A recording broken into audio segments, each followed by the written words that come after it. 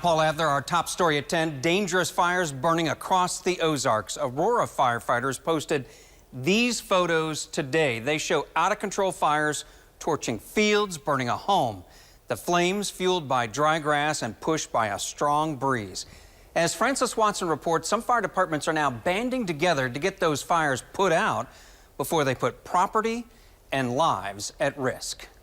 We're a little on edge, maybe a lot on edge. Fire Chief Nick Mercer with the Purdy Fire Protection District says his crews were busy Wednesday fighting a few fires. Both times we could see the fires from all the way across the county. You could see the columns of smoke.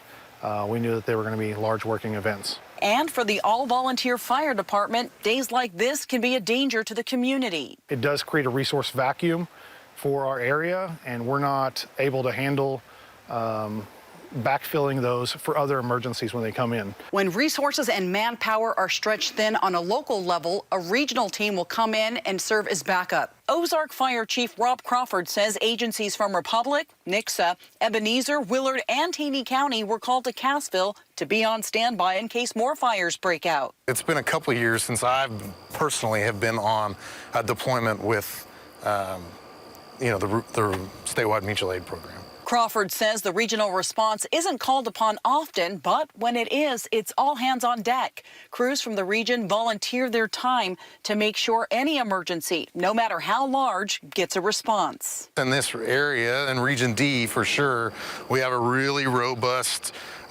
mutual aid program where if I need help, I can make a phone call and make a request. I know that I'll get help from other counties that are not experiencing the drought or whatever the situation may be. Everybody is willing to lend a hand. Reporting in Purdy, I'm Francis Watson.